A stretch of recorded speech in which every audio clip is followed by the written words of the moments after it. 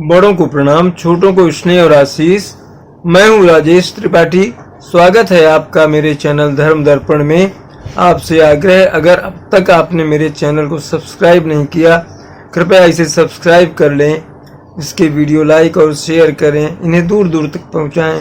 हम चाहते हैं कि धर्म की बात जो है दूर दूर तक जाए। कुछ विचित्र कथाएं, कुछ लाभप्रद आपके जो प्रयोग हैं वो, और राम कथा तो हम लोग कह ही रहे हैं, तो ये सब दूर दूर तक पहुंचे, यही उद्देश्य है। इसमें आप मेरे सहयोगी बने, इसको आगे प्रसारित करें। देखिए, हम कोशिश करते हैं कि अपने धर्म दर्पण जो इसका मुख्य जो शीर्षक है हमारे चैनल का, उसके अंतर्गत जो हम धार्मिक और विचित्र विचित्र कथाएं लाते हैं आपके लिए, उनमें ऐसा जरूर हो जो आप ना जानते हो और हमें कहीं से उसके संदर्भ मिले और आपके सामने हम प्रस्तुत करें। आप और हम सभी भी किसी भी पूजा और अनुष्ठान में भगवान जगदीश यानी विष्णु जी की आरती वर्षों से गाते आ रहे हैं। ओम जय जगदीश हरे। क्या आपको पता है कि इस आरती के मूल लेखक कौन है? ऐसे तो जो गाते हैं, जो भी साधु संतों ने इसका प्रयोग किया, वो अपना नाम जोड़ते गए इसमें, जिसमें ज्यादातर शिवानंद स्वामी आता है। कहत शिवानंद स्वामी ऐसा अंत में आता है, मगर इसके मूल लेखक कौन है ये हम आज आपको बताने जा रहे हैं। ओम जय जगदीश हरे के मूल लेखक को आप नहीं जानते, ये हमने इसका शीर्षक दिया है। और जब आप इसे सुनेंगे, हो सकता है आप में से कुछ लोग पुराने लोग हों जो इसके बारे में शायद, मैं अभी भी शायद जोड़ रहा हूं कि शायद जानकारी रखते हूं, मगर मैं अपनी ही बात बताऊं कि मुझे भी पता नहीं था कि ये इसके मूल लेखक कौन है। कई जगह संदर्भ खोजते हुए करते हुए जब ये मुझे मिला तो मैं भी चौंक गया कि हम तो यही जानते थे कि कोई शिवानंद स्वामी जी ने लिखा है। हम और आप आते हैं हम उस प्रसंग में। हम और आप वर्षों से किसी पूजा की समाप्ति पर भगवान विष्णु की आरती ओम जय जगदीश हरे गाते रहे हैं, लेकिन इसका मूल रचयिता कौन है यह नहीं जानते थे हम। इस आरती के साथ कभी किसी का नाम जुड़ा हुआ पाते रहे, जिससे अक्सर अंतिम पंक्ति जो नाम जो है जो अक्सर अंतिम पंक्ति में आता है, ज्यादातर आता है कहत शिवानंद स्वामी। अब लेकिन यह आरती शिवानंद स्वामी ने नहीं लिखी है, अपितु इसके मूल रचयिता है पंडित श्रद्धानंद शर्मा जी। श्रद्धानंद शर्मा जी, उन्होंने 1870 में इस आरती की रचना की थी। 1870 इसे उन्होंने स्वयं संगीतबद्ध किया था और गाया भी करते थे। वो अपने जो सभाएं करते थे, कभी धार्मिक प्रवचन करते थे तो कभी देश हित की या देशभक्ति की बातें कहते थे। उस समय अंग्रेजों का शासन था तो उसके विरुद्ध भी उन्होंने कई जनसभाएं की, उन पर प्रतिबंध भी लग गया था, उनको निष्कासित कर दिया गया था अपने जिले से। तो वो श्रद्धानंद शर्मा जी की लिखी हुई है ये आरती, मूल लेखक वो है इसके। और वो जो है पंडित जी माने शर्मा जी, सनातन धर्म के प्रचारक, संगीतज्ञ, ज्योतिष की जानकारी रखने वाले और स्वतंत्रता सेनानी थे। उन्होंने स्वतंत्र संग्राम के लिए भी बहुत योगदान दिया। योगदान कैसे? लोगों में नव जागरण और देशभक्ति जगा करके और अंग्रेजों के शासन के विरुद्ध उन्हें खड़ा करके उन्होंने स्वतंत्रता संग्राम के लिए भी बड़ा कार्य किया। पंडित जी जो है, उनका पूरा नाम था पंडित श्रद्धाराम शर्मा, और पंजाब के फिल्लौर ग्राम में उनका जन्म हुआ था। इसलिए कुछ लोग उनको पंडित क्या नाम है, श्रद्धाराम शर्मा फिल्लौरी भी कहा करते थे। तो उनका जो पूरा नाम वही बताया, श्रद्धाराम शर्मा।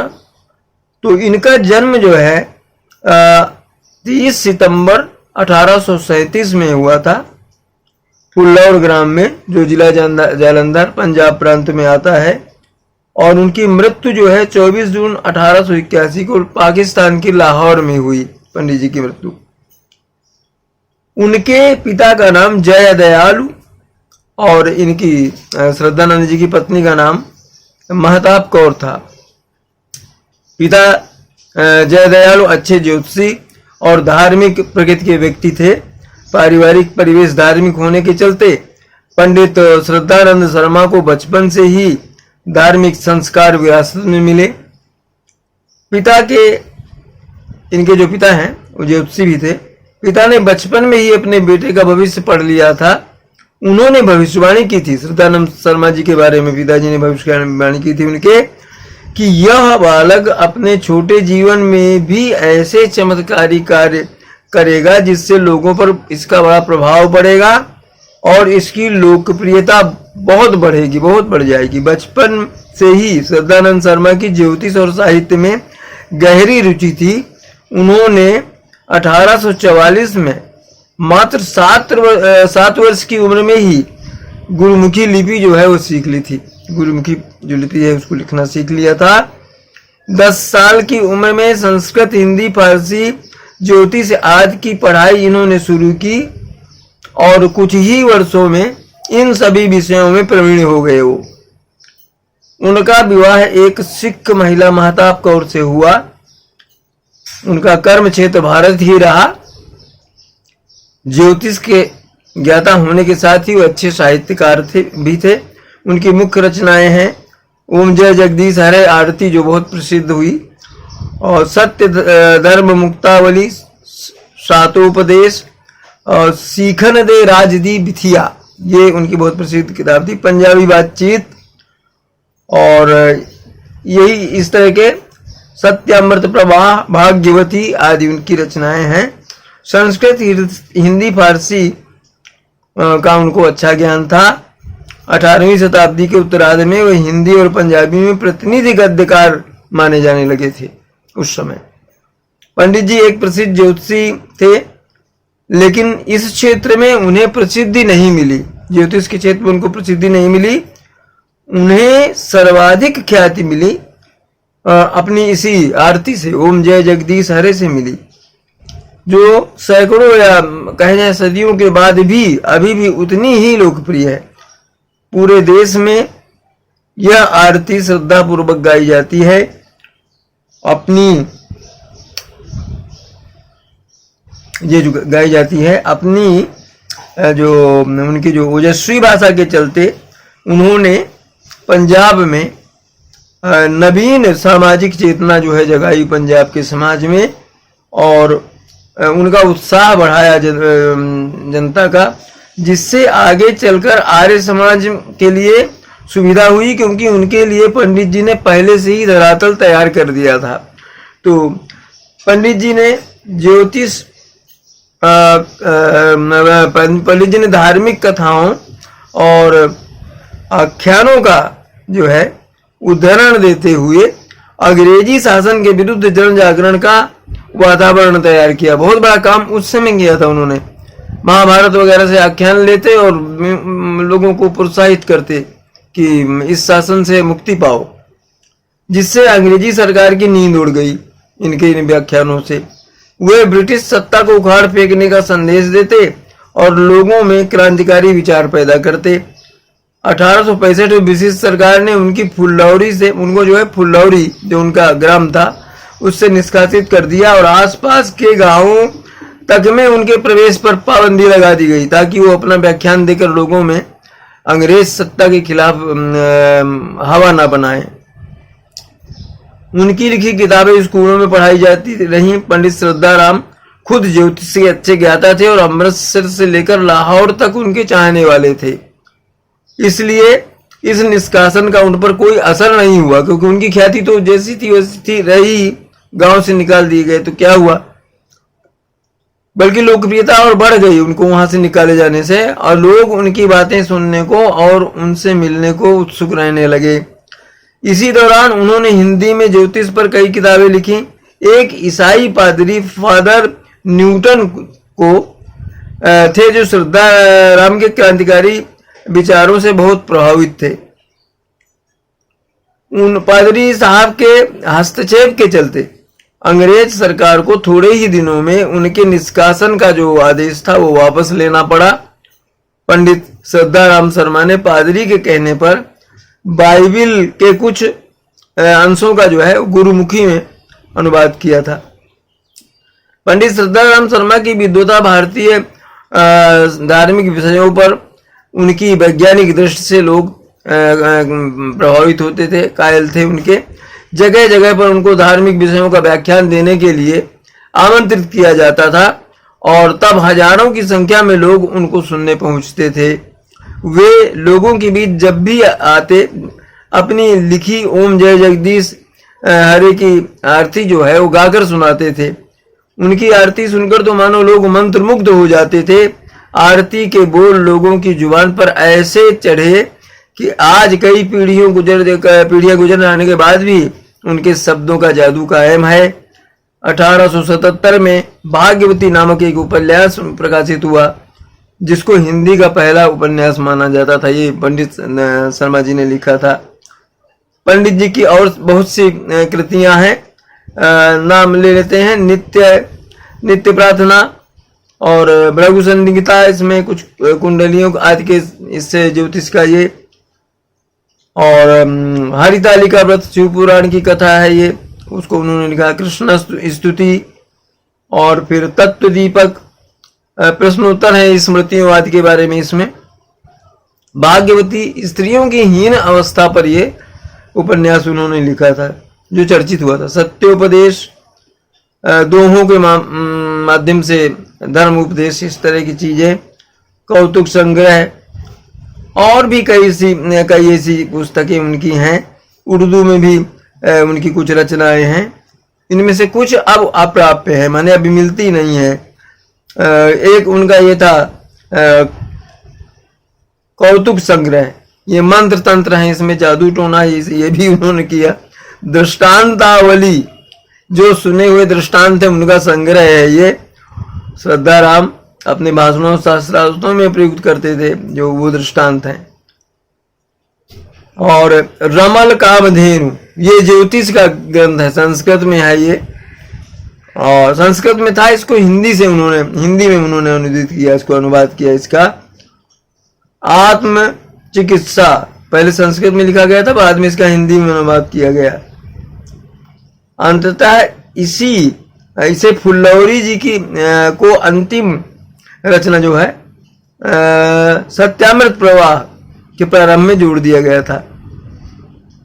कहते हैं महाराजा कपूरथला के लिए उन्होंने नीति ग्रंथ भी एक लिखा था। इसके अलावा उर्दू में भी उनकी कुछ रचनाएं हैं। इतना ये है। अब आइए अंत में अब उनकी आरती गा लेते हैं। ओम जय जगदीश हरे, स्वामी जय जगदीश हरे, भक्त जनों के संकट, दास जनों के संकट क्षण में दूर करे। ओम जय जगदीश हरे, जो ध्यावे फल पावे, दुख बिन से मन का। स्वामी दुख बिन से मन का, और स्वामी दुख बिन से मन का। सुख संपत्ति घर आवे, सुख संपत्ति घर आवे, कष्ट मिटे तन का। ओम जय जगदीश हरे, मात पिता तुम मेरे, मात पिता तुम मेरे, शरण गहूं मैं किसकी। ओ स्वामी शरण गहूं मैं किसकी, तुम बिन और न दूजा, प्रभु बिन और न दूजा, आस करूं मैं जिसकी। ओम जय जगदीश हरे। तुम पूर्ण परमात्मा तुम अंतर्यामी। स्वामी तुम अंतर्यामी, पार ब्रह्म परमेश्वर, पार ब्रह्म परमेश्वर तुम सबके स्वामी। ओम जय जगदीश हरे, तुम करुणा के सागर तुम पालन करता। स्वामी तुम पालन करता, मैं मूर्ख खल कामी, मैं मूर्ख खल कामी, और मैं सेवक तुम स्वामी, कृपा करो भरता। ओम जय जगदीश हरे, तुम हो एक अगोचर सबके प्राणपति। स्वामी सबके प्राणपति, और किस विधि मिलूं दया मैं, किस विधि मिलूं दया मैं, तुमको मैं कुमति। ओम जय जगदीश हरे, दीन बंधु दुख हरता तुम ठाकुर मेरे। स्वामी तुम रक्षक मेरे, अपने हाथ उठाओ, अपने शरण लगाओ, द्वार पड़ा तेरे। ओम जय जगदीश हरे, विषय विकार मिटाओ, पाप हरो देवा। स्वामी पाप हरो देवा, श्रद्धा भक्ति बढ़ाओ, श्रद्धा भक्ति बढ़ाओ, संतन की सेवा। ओम जय जगदीश हरे, स्वामी जय जगदीश हरे। भक्त जनों के संकट, दास जनों के संकट क्षण में दूर करें। ओम जय जगदीश हरे। तो ओम जय जगदीश हरे के मूल लेखक पंडित श्रद्धानंद राम शर्मा जी के जीवन का परिचय आपको हमने दिया। आप में से हो सकता है कुछ लोग जानते हो, मगर मैं नहीं जानता था, इसलिए मुझे लगता है कि मेरे जैसे बहुत से ऐसे लोग होंगे जो शिवानंद स्वामी है, जिसने भी गाया और अपना नाम जोड़ दिया, उनकी ही रचना इसको मानते होंगे। लेकिन ओम जय जगदीश हरे के मूल लेखक पंडित श्रद्धाराम शर्मा जी हैं, जिनका परिचय आज हमने आपको दिया। इसी तरह आगे और कुछ धार्मिक आख्यान लेकर आपसे मिलेंगे। आज के लिए इतना ही। प्रणाम, नमस्कार।